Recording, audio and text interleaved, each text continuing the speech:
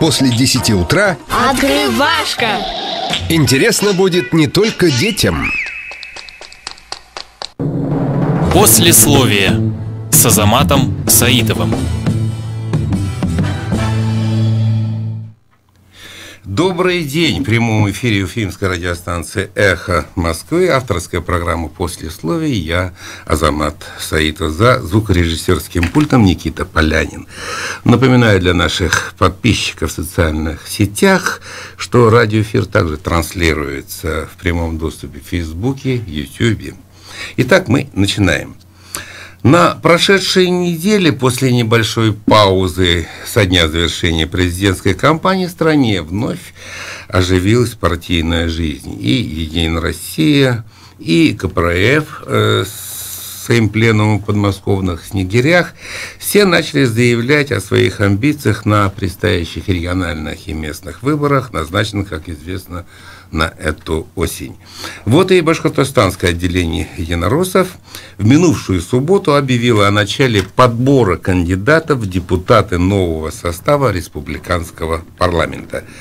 Все, кто хотел бы представлять в Госсобрании Курултая очередного созыва партию власти, с сегодняшнего дня, то бишь с понедельника, и по 8 мая включительно могут подавать заявки на участие праймерис, назначенного на начало июня. Именно в первые дни лета «Единая Россия» повсеместно по стране проведет непосредственно саму процедуру внутрипартийного предварительного голосования. Сегодня у меня в гостях участник субботнего заседания Политсовета регионального отделения партии «Единая Россия» Рустем Мусабиров, действующий депутат Госсобрания Курултая Республики Башкортостан. Приветствую и вас. Добрый день. И вот мой первый вопрос к вам таков. Процедура праймериза для «Единой России» не нова. Предварительное голосование регионального отделения партии начало практиковать еще 2 созыва назад, если не ошибаюсь. Нет, в прошлом созыве, наверное, началось первое. При формировании вот как раз созыва, в который я попал, созыва, как раз и первая практика, и только она началась. Да, это по-моему, еще до тоже было. Ну ладно, это не принципиально. Может быть, принцип уже начал, но вот возможно, юридически... Возможно. Но слово праймерис уже знакомо мне уже 2 созыва. Да. Но вот есть ли какие-то нюансы, кроме того, что само мероприятие по определению кандидатов в депутаты пройдет одномоментно в один день?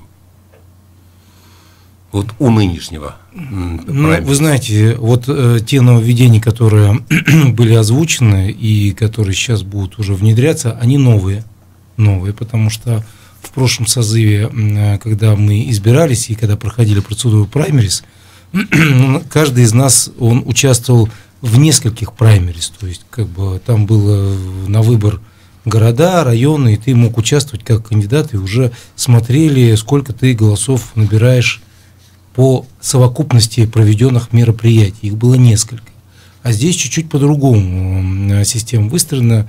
Будет встреча депутатов, вернее, не встреча, а встречи, где будут кандидаты производить дебатировать. Дебаты, по-моему, начнутся где-то в середине мая, да? Нет, они начнутся с 13 апреля, по-моему. 12 апреля, да. По началу мая.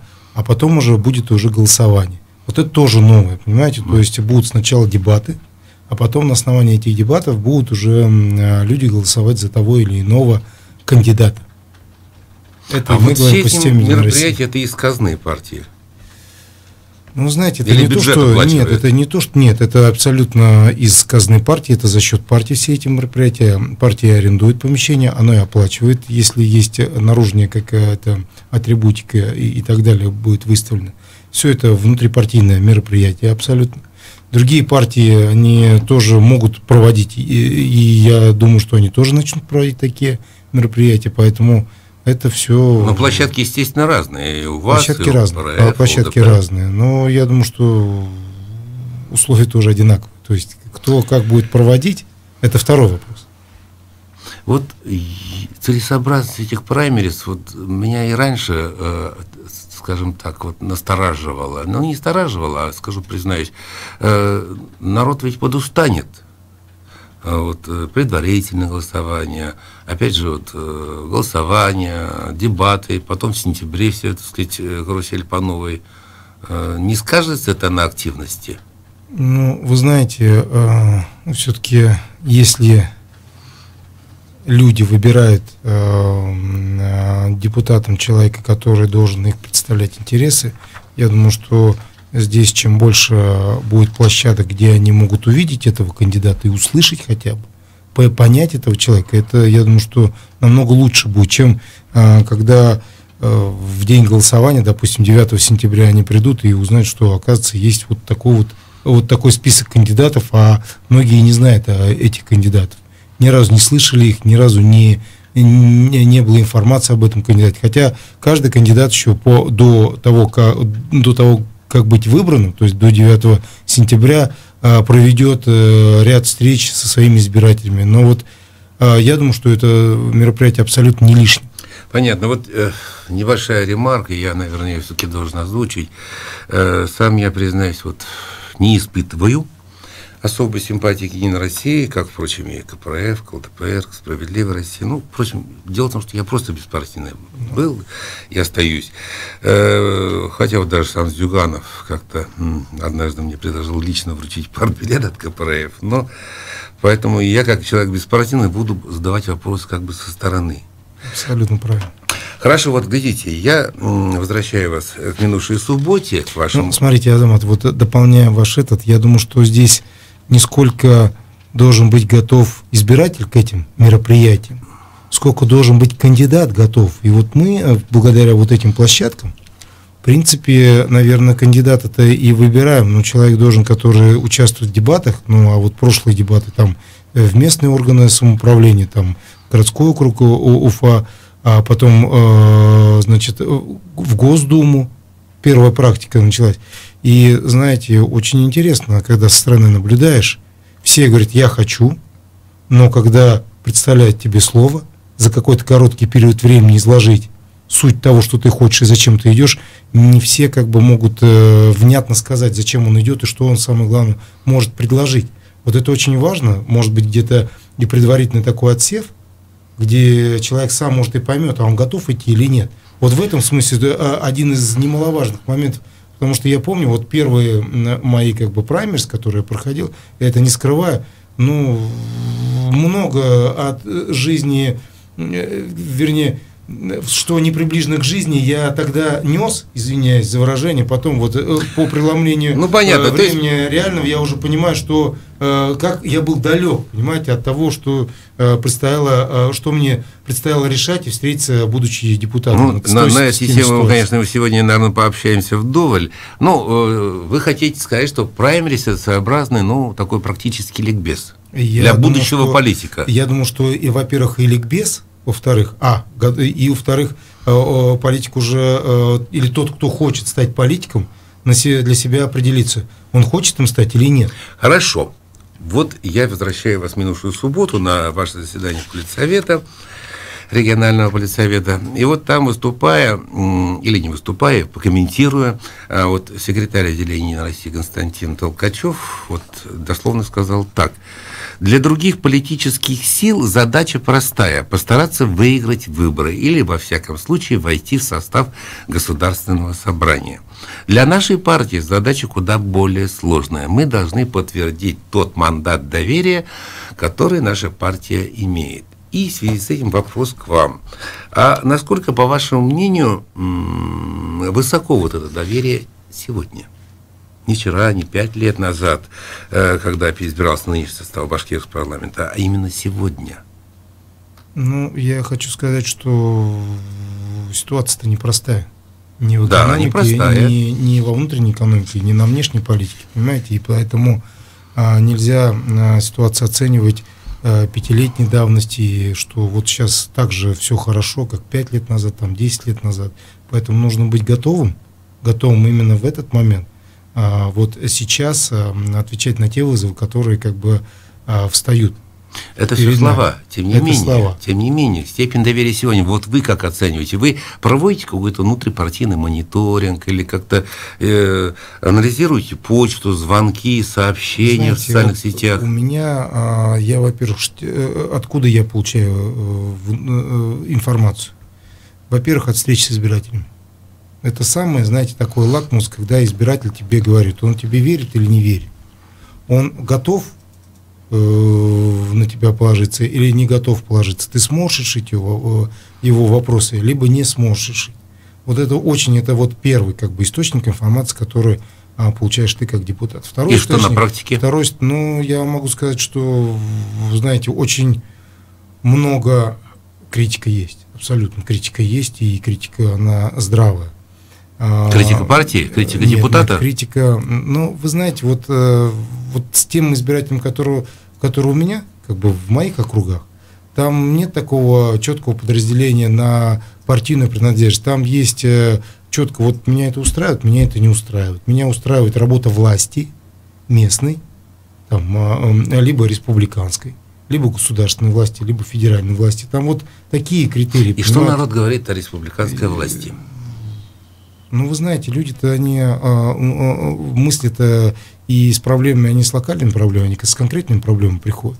Есть приходят, конечно, для рассуждать на общеполитическое, но люди для себя делают выводы об эффективности и неэффективности той или иной власти, когда она решает конкретные задачи. Понятно, но вы все-таки как-то вот не конкретно отвечаете. Вот вы сами сказали, что время непростое. Да, время непростое. Мы в программе «Послесловие» обсуждаем не только события минувшей недели, но давайте еще и помните о том, что прошел и месяц, непростой март. Накал предвыборных баталий был. Потом страсти в подмосковном Волоколамске, где вот губернатор единорос Воробьева народ закидал снежками. Ладно, снежками, а не булыжниками, как пролетариат. Потом случилась трагедия в Кемерово, которую возглавляет тоже губернатор, ваш однопартиец. Вот как вы думаете, вот это все как-то скажется на общем рейтинге партии в этом году и в ближайшие месяцы? И как скажется? Все-таки я бы не говорил, что губернатор или тот единорос и так далее. Я все-таки говорю, что это чиновники, в первую очередь, понимаете? То есть необходимо понимать. То есть неважно, ты там депутат какой фракции. Там ты, самое главное, ты депутат, и депутат, он не всегда как бы должен соглашаться с чиновниками, а в большей степени он должен, знаете, он наоборот должен пробивать те или иные проблемы своих избирателей среди чиновников. И поэтому, возвращаясь к вашему вопросу, все-таки где-то, если не дорабатывает губернатор, это не дорабатывает конкретно губернатор, конкретный чиновник, конкретный представитель власти. Согласен с вами, но мы в данном случае говорим не о депутатах, а говорим о чиновнике с партийным билетом в кармане. Что я могу сказать? Плохо это, понимаете, Азамат? Плохо, если тот или иной чиновник не справляется со своими обязанностями, или благодаря этим то, что он не справляется, такие последствия наступают, это всегда плохо. Но это же тень на партию. Вы согласны с этим? Или нет? Или партия сама по себе, нет, а чиновник с партбилетом в кармане... Это, безусловно, тень на партию, но это в большей степени, тень на власть. Тень на власть, на конкретную администрацию, которую возглавляет тот или иной регион. Или тот или иной город. Понимаете? Хорошо, тень на власть, но у нас Единая Россия, партия власти. Тут вот вроде бы игра слов, но тем не менее за этим стоит реально. Я честно хотел сказать, что в тех регионах, где не Единая Россия возглавляет, а представитель не Единой России возглавляет регион. Есть. Там тоже ситуация-то, она кардинально так сильно не отличается, понимаете. Это может быть наша общая проблема, что у нас государевые люди не всегда являются эффективными менеджерами. Наверное, это общая проблема все-таки. Хорошо, вот еще такой тогда вопрос, тоже продолжение, наверное, этой темы. Вот любопытно мне стало, вот я сидел, вас слушал. А вот какова ныне система приема в Единой России? Вот как вообще люди находят дорогу к вам? Ведь у партии власти в Единой России нет, вот, скажем, первичек как у КПСС на предприятиях, в коммерческих структурах, коль мы живем в рыночную эпоху. И сами члены партии сегодня не страшатся, насколько мне известно, лишиться партбилета за тот или иной промах. Ну, знаете, сейчас вообще проблема в эффективных менеджерах или в тех руководителях, которые были раньше. Это вообще проблема на самом деле в людях, которые умели и хотели брать на себя ответственность. Это вообще общая наша проблема, если уж на это говорить. Потому что не секрет, что на те или иные должности не всегда попадают люди, которые достойны этой должности. Находят люди дорогу в партию как? Ну, подождите, но не всегда именно через Единую Россию они находят эту дорогу. Это тоже давайте прямо говорить, что партийная принадлежность, она не является исключительной для назначения на ту или иную должность. Это вообще, я говорю, проблема вот тех руководителей, которые в тех или иных областях стоят и руководят той или иной областью. Вот в этом может быть проблема наша основная. То есть мы же не говорили, что в прошлые годы он коммунист, не коммунист, но он был эффективным менеджером, но управленцем, я все-таки сейчас хочу сказать, что тогда действительно были люди очень качественного управленческого состава. Сейчас с этим проблем везде. И это не зависит от той или иной управленческой... Понятно, хорошо, вопрос задан по-иному или, скажем так, переиначен. Вы вот в этом году хотя бы проводили, как бы, скажем так, исследование, сколько человек у вас вступило за вот эти первые 3 месяца года? Нигде не озвучивали вас? Ну, на политсовете или где-то так на совещаниях, партийных совещаниях? Нет, задача стоит, как можно больше членов принять, и, в принципе, их сейчас больше 80 тысяч человек, по-моему. По республике? Да, по республике, да. А где больше всего? Сельское население, городское? Я думаю, что в большей степени, наверное, городское население, и потому что оно по количеству больше. А вот наблюдается динамика или, наоборот, спад пополнения партийных рядов? Спада точно нет, но точно не уменьшается количество. Но вот насколько оно увеличивается, я вам сейчас точно не скажу. Понятно, но у меня много еще вопросов вот такого плана. И я напоминаю нашим радиослушателям, что в эфире авторская программа «Послесловие». Я Азамат Саитов. У меня в гостях депутат Госсобрания Курултая Республики Башкортостан Рустам Мусабиров. И говорим мы о том, или будем, наверное, во второй половине передачи говорить о том, каким же все-таки должен быть будущий депутат нового состава башкирского парламента. Наверное, мы коснемся не только моральных, деловых качеств, но и других. Потом, какие требования мы должны предъявлять и что мы должны, наверное, ждать от будущего нашего представителя в башкирском парламенте. Сейчас уходим на новости и рекламу, а после этого мы продолжим наш прямой эфир. Не уходите.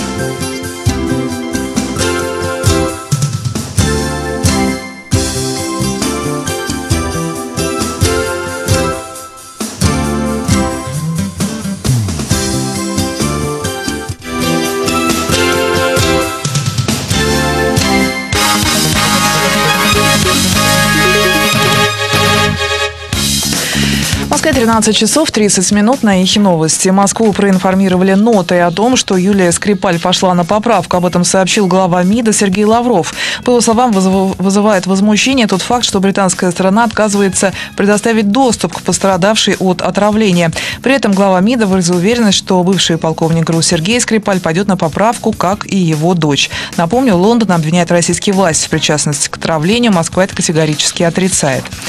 Кремль не может участвовать в обсуждении причин задержания владельцев группы «Суммы» братьев Магомедовых. По словам пресс-секретаря президента Дмитрия Пескова, утверждение о противоборстве различных структур в преддверии формирования нового правительства всего лишь политические пересуды.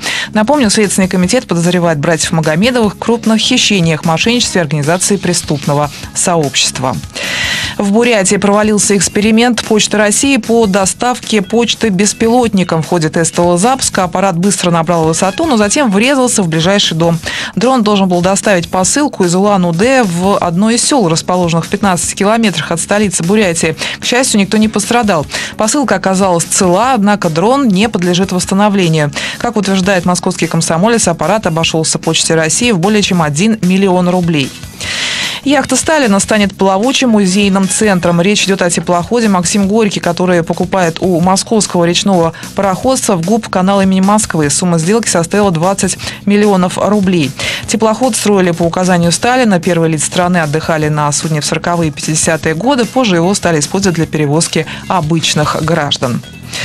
Александр Овечкин провел 1000-й матч в Национальной хоккейной лиге. Российский нападающий стал 57-м хоккеистом в истории лиги, отыгравшим 1000 матчей в составе одного клуба. Продолжит тему Алексей Дурново. О достижениях Овечкина в НХЛ можно было бы писать отдельную книгу, но обычно речь шла о результативности. Теперь же российскому нападающему покорилась важная отметка в 1000 матчей. НХЛ, помешанная на статистике и рекордах, всегда отмечает такие вещи. В столетней истории лиги 1000 матчей провели лишь 319 человек. Ну а россиян в этом списке до воскресенья было 7. Правда, до 1316 матчей Алексея Ковалева Овечкину еще далеко. Как, к слову, и до рекордсмена по количеству игр в НХЛ легендарного Горди Хоу. Канадец, правда, завершил карьеру на 6-м десятке, а потом еще и возобновил ее в возрасте 70 лет. Символично, что 1000-й матч Овечкина пришелся на встречу его Вашингтона с Питтсбургом, который в последних 2 сезонах выбивал столичный клуб из Кубка Стэнли. В этот раз победа осталась за Вашингтоном, правда, сам Овечкин результативными действиями не отметился.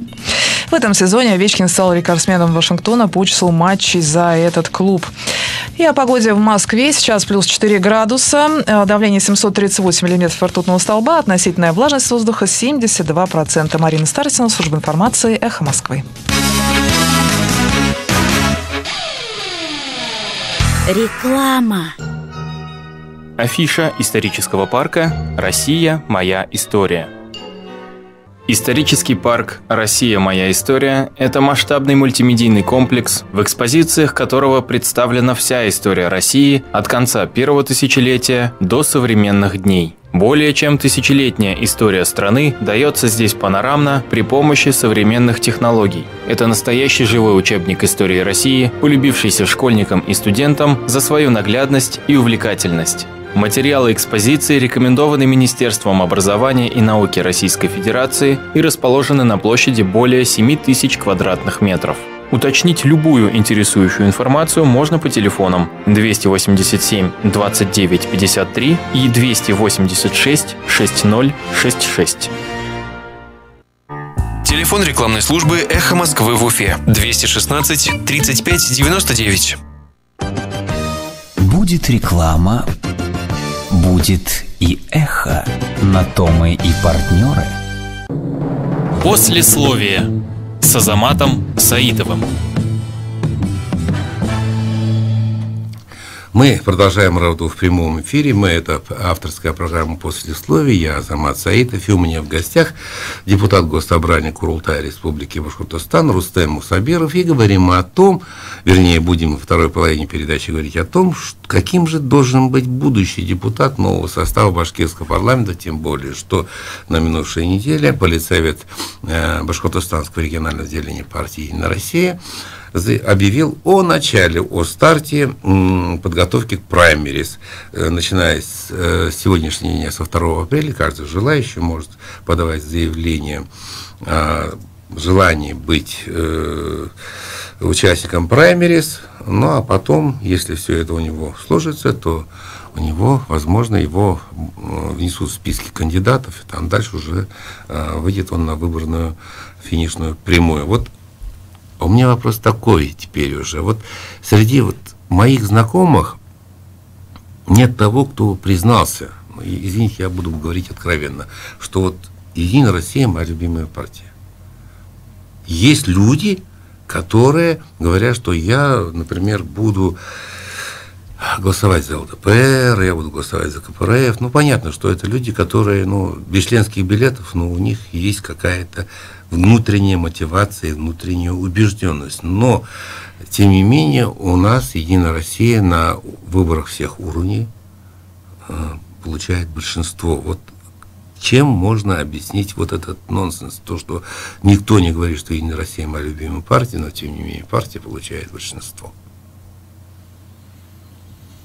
Я хочу сказать, что это нормально, что люди говорят, что мы хотим голосовать за другую партию, потому что это на самом деле нормально, и очень хорошо, что это право у людей есть. Это вот во-первых.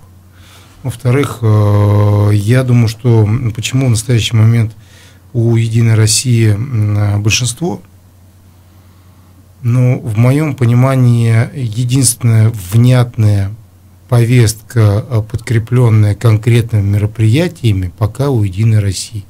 Я не знаю, что будет в будущем, лет через 10, через 20. Но в настоящий момент зрелая партия, которая знает свою повестку, которая может опираться и реализовывать эту повестку, это Единая Россия. Нравится кому-то это, не нравится, но, к сожалению, это так. В том числе и проектами, которые сейчас есть, и вот проекты, которые лично я курирую по своему округу. Это вот проект «Реальные дела», где действительно идут конкретные то так. Следующая сфера, в сфере жилищно-коммунального хозяйства, опять-таки, то, что я курирую, да, это тоже конкретика. Тоже конкретика. Давайте напомним радиослушателям, вы работаете в комитете по жилищной политике и инфраструктурному развитию. То есть это Госсобрание Курултая Республики. Это дороги, ЖКХ, транспорт, строительство, безопасность движения. То есть те самые сложные социальные сферы, с которыми мы сталкиваемся каждый день. Хорошо. Да? Вот вы сказали такую фразу, обронили, что Единая Россия такая партия зрелая, единственная, но КПРФ партия по возрасту более старшая, чем вы. Тем не менее, у нее вот таких вот результатов нет. Давайте все-таки эту недосказанность оставим, пусть она в воздухе повисит. Вот видите, еще такой нюанс. Вот партия, которая делегирует в парламент своего человека, члена партии или беспартийного, кстати, это новшество праймерис, даже беспартийные может пройти по спискам Единой России. Вот я знаю наш башкирский парламент аж начиная с 90-х лет. Все, кто в нем перебывал, я их многих лично знал и знаю. Но когда я вижу трансляцию сегодняшнего заседания башкирского парламента, я вижу очень много знакомых до боли лиц, которые сидят в парламенте уже не первый год. Они зароговели кожей, с запасом жира, брослей. И вот они сидят и сидят. Напоминайте им даже вот этих плохишей. Нам бы лишь бы созыв продержаться, да в новый созыв включиться. Вот депутат – слуга народа, мы говорим, а не подчиненный власти. Но вот как получается так, что на выборном этапе он обещает народу очень многое, он искренне верит в то, что он обещает.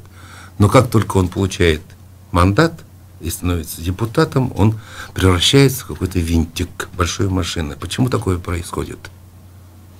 Вы знаете, что касается меня, то по сути дела я, когда и на праймерис, или когда предвыборные, я говорил, что я вам ничего не обещаю. Это мое было кредо и точка зрения, что я ничего не обещаю. Что смогу, я сделаю. Я слушаю вас, я вижу, я делаю. Делаю то, что у меня получается. К сожалению, проблема у многих кандидатов, что они искренне заблуждают, что они что-то могут сделать и обещают, что мы дорогу построим, еще завтра будет светлое будущее. Но это неправильно. Нужно реально соизмерять свои силы. Это самое главное. И вторая, наверное, проблема людей, которые идут в политику, кандидатов, я имею в виду, которые хотят стать политиками, они до конца не понимают, а для чего это нужно им. Это самая основная проблема в моем понимании. И сейчас по истечению времени, когда я поработал там в Курултае, я понимаю, что люди до конца не осознают, а зачем мне это надо? Мне это надо для того, чтобы попиариться? Может быть. Но тогда он идет просто попиариться, он ничего полезного для общества не делает, кроме того попиариться. Чтобы отсидеть очередной, извиняюсь за выражение, срок, ну, как бы быть депутатом, ну, это тоже, наверное, для кого-то цель, но я тоже считаю, что это неправильная цель.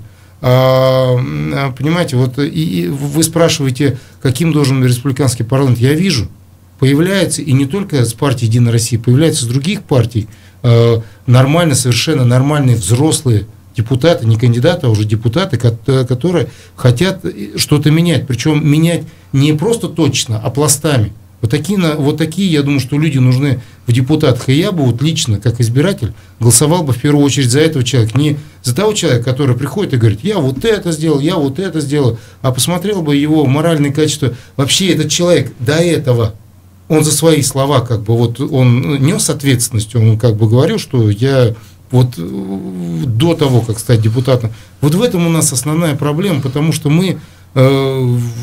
нас покупают на дешевку, и мы покупаемся на эту дешевку. И вот вы говорите про дебаты, так вот на этих дебатах как раз и проявляется, и в том числе как бы я бы советовал избирателям также подходить и задавать совершенно вопросы, взрослые вопросы. Хорошо, но найдется такой краснобай, который запудрит мозги, мама не горюй. Наобещает и понравится он своим красноречием. Но вот вы сказали одну фразу, я вот за нее и уцеплюсь. Вы говорите, должен соизмерить свои силы будущее. Да. А на что хватает сил сегодняшнему депутату? Что он вообще может сделать? Вы говорите, дорогу построить не может. Почему не может построить дорогу к отдельному поселку, к отдельной деревушке, пролоббировать, выходить нудно, долбить руководство, скажем, того же Госкомтранса, что вы, ребята, обещали, нужно дорогу. То есть, что это не в силах депутата? Что вообще в силах депутата? Это в силах. Я чуть-чуть про другое говорил, Азамат. Он не должен обещать то, что он не может сделать, и заблуждается. Если он может, то он... Хорошо, а что может депутат? Что ему дает, какую силу дает ему мандат? Смотрите, вот в моем понимании мандат, он силы не дает, силы дает внутренние как бы резервы, которые есть у того или иного человека. Депутат должен быть, в моем понимании, хорошим лоббистом. Он должен представлять интересы тех избирателей, которые его избрали, а в нашем случае это 52 тысячи населения Республики Башкортостан. Ну, у нас так округа нарезаны, что где-то 50-51 тысяча избирателей в этом. Вот интересы этих людей как раз депутат и должен как раз и продвигать эти интересы и защищать их. Понимаете, вот я про это говорю. То есть, а для этого нужно как минимум знания, во-вторых, наверное, опыт, и в-третьих, еще и он должен быть человеком, который обладает коммуникациями, который может, не просто хочу, а который еще и может. Я вот про это говорю. Но еще раз повторю, депутат – это тот человек, который лоббирует и защищает интересы тех избирателей, которые за него проголосовали. Как бы это голословно ни выглядело, но это такая, знаете, абсолютная истина. А вот может он это или не может, хочет он это делать или не хочет, это вот как раз зависит и от того или иного депутата, либо кандидата. Вот когда вы говорите опыт, вы заведомо отсекаете активную часть возможных депутатов. Я, например, не согласен с тем, что депутат в первую очередь должен быть опытным. Я вижу по картинке нашего сегодняшнего башкирского парламента, сколько там сидят опытных, дремлющих людей, которые уже давно пересидели все возможные сроки везде, в креслах чиновников, но они сидят и там. А это люди опытные, но я этим людям опытным не верю. Я верю поколению 30-летних, 40-летних, которые еще не обросли вот этими коррупционными связями, которых в глазах нет цинизма сегодняшнего, которые смотрят на некоторые вещи неравнодушно. Или я не прав? Ну, смотрите, вы... Нет, абсолютно правы. Конечно, люди, которые... где-то уже перегорели в этой жизни, которым неохота работать, но он уже, может, лет 20 уже не работает. Уже лет 20 он не работает, так как бы вот он на какую-то должность сел, он в этой должности числится, он уже фактически не работает лет 15-20.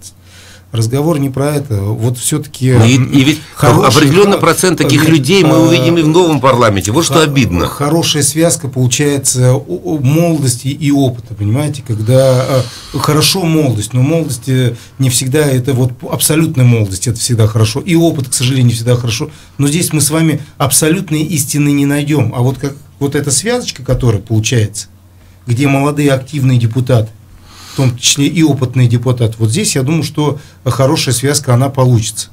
Но я еще раз говорю, мы должны понимать, кого мы выбираем и кто должен быть нашим представителем. А это сразу, это читается очень быстро, на самом деле. У нас избиратели не глупые люди.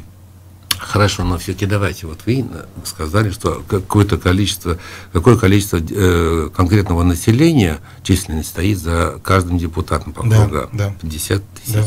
Вот что депутат может и должен делать для народа, кроме, я подчеркиваю, вот этих регулярных встреч с избирателями, которые ничего не дают. Вот я почти уверен на 99%, что вот где-то с мая начнется активная фаза, с конца мая, предвыборных обещаний. Они будут говорить, нынешние депутаты, что я провел столько-то встреч с избирателями, столько-то я принял участие в таких-то пиар-акциях, вернее, этих каких-то флешмобах модных таких. Это ведь не депутатская работа, это встречаться с избирателями. Избиратель этого не видит. Встречаясь один, второй, вообще надо исключить как форму отчета встречи с избирателями. Вы согласны с этим или нет? Абсолютную форму отчета надо исключить. Встреча с избирателями нужна, потому что хотя бы фиксировать, человек встречался с людьми или нет. Это вот как одну из форм отчета, да. Но чтобы он не ставил себе заслугу, как, например, всем известный депутат Госдумы, который вот наездил очень на многие большие деньги, географию, скажем, по республике, а потом объяснил, что он встречался с избирателями. В главе, вы совершенно правы, в главе я все-таки поставил конкретные дела. Вот. То, что он сделал конкретные проекты, а также конкретные законопроекты, автором которых он является. Вот я бы во главе это поставил в первую очередь при оценке деятельности депутата. То есть за 5 лет что было сделано конкретно? Не количество, вы правильно говорите, не количество встреч, потому что от 10 встреч сладко во рту не становится.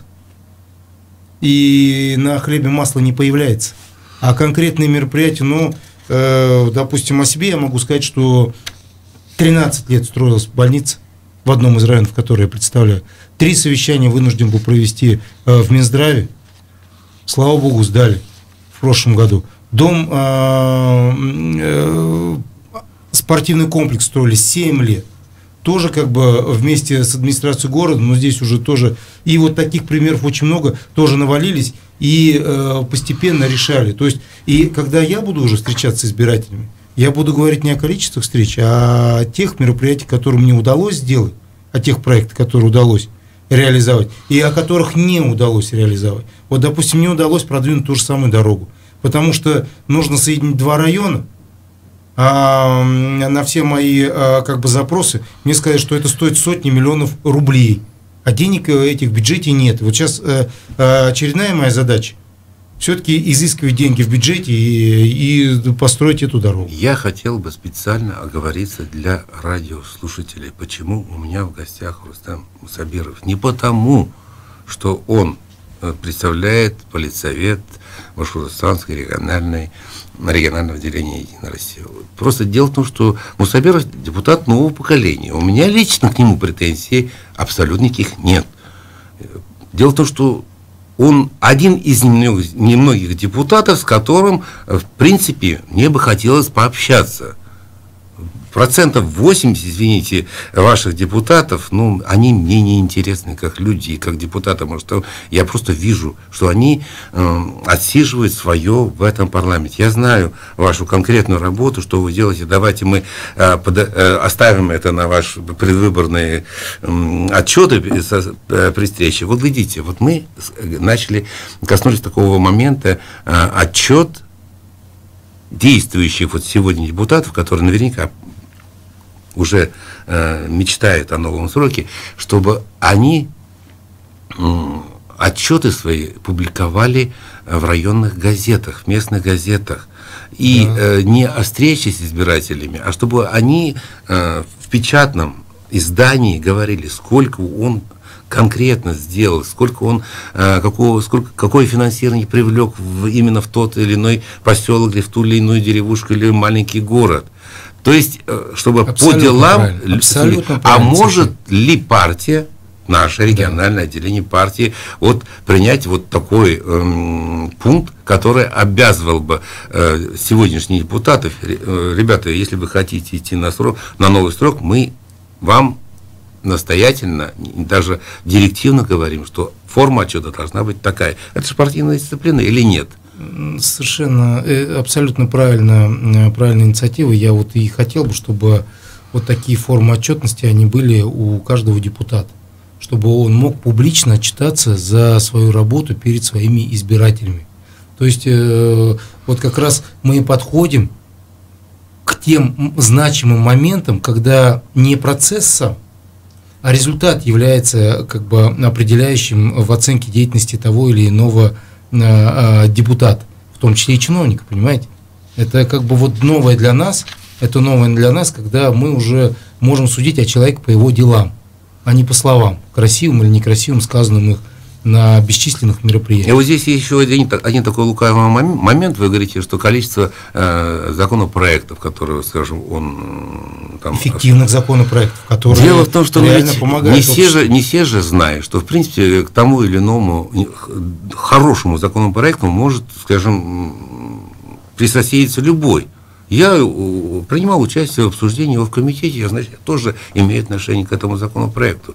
Инициатором можно хвастаться тем или иным законопроектом лишь инициатором, а не тем, кто принимал обсуждение, наверное.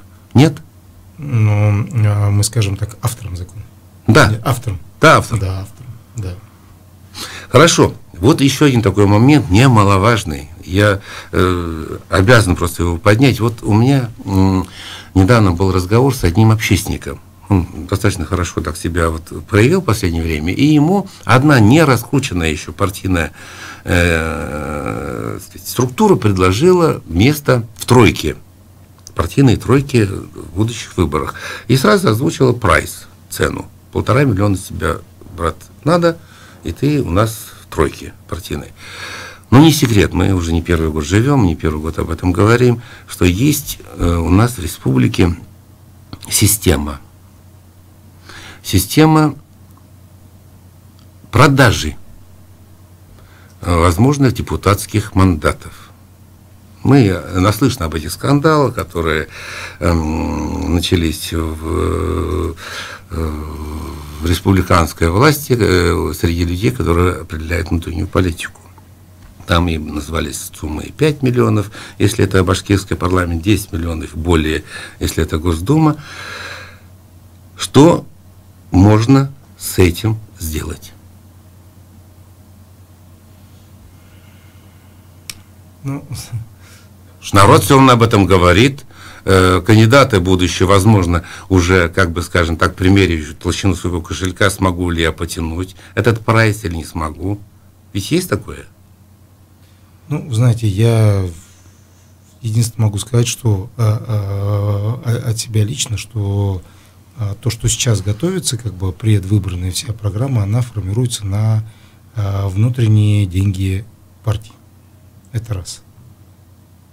Во-вторых, что касаемо, что нам делать, чтобы не было таких явлений, когда человек просто заносит деньги и он становится политиком, ну, я могу вам сказать, что именно открытость всего процесса, именно наличие сильных кандидатов, оно будет как бы убирать все эти явления.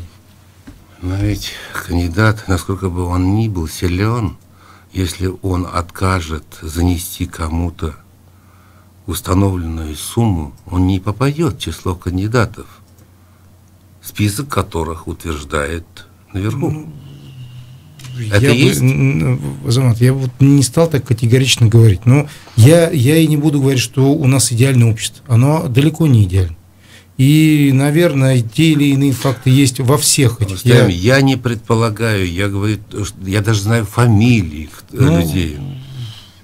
И знаю, что в принципе так, в принципе может, процентов на 80 быть, что и в нынешнем избирательной кампании тоже самое будет.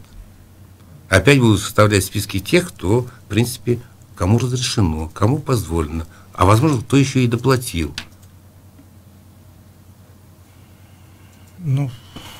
Что вам на это сказать? Ясно. Будем помнить и будем знать, и будем предполагать, что возможно такое, оно, в принципе, возможно, и эта предвыборная кампания не станет исключением. Пока, во всяком случае, те действия, которые приняты на региональном политсовете, они все-таки дают платформу для проведения предвыборных мероприятий, для все-таки проведения дебатов, где бы мы увидели, я думаю, что достойных кандидатов, и как раз, я думаю, что тот избиратель, который сейчас есть, он, в принципе, готов задать удобные и неудобные вопросы и для себя определить того или иного кандидата. Но мы с вами, в принципе, правильно определили в начале нашего разговора, что народ сегодня уже не тот. Нет, народ абсолютно не тот. И тем более, минувший март показал, что в народе уже зреет неприятие очень многих вещей. Я не зря вспомнил здесь и события в Волоколамске, встречу населения с губернатором Воробьевым, не случайно вспомнил и другие факты. Дело в том, что я думаю, что если в этих выборах будут применены, не дай бог, старые схемы, будет очень шоковый результат для тех, кто, в принципе, предполагает подобный сценарий. И поэтому мой заключительный вопрос, наверное, будет звучать так. Будет ли участие регионального отделения «Единой России» в нынешних выборах Государственного собрания Курултай Республики таким же успешным, как прошлые созывы, или же, на ваш взгляд, возможно, самые неожиданные результаты? Вы знаете, предполагать можно все, что угодно. Я думаю, что все-таки будем стараться показать хороший результат на выборах, потому что к этим выборам, как бы то ни было, «Единая Россия» идет с хорошим багажом. Даже по своей работе, по своему округу, я могу сказать, что положительная динамика есть, и есть реальные дела, по которым не стыдно, про которые не стыдно сказать избирателю. Посмотрим, это интересно. Кстати, вы забежали в студию минуту в минуту, я даже не успел вас спросить, а вы сами-то, не знаю, даже не успел спросить, собираетесь ли выдвигаться, если вы собираетесь выдвигаться, да вам удачи, успеха, если... Давайте так скажем, я собираюсь пока участвовать в дебатах.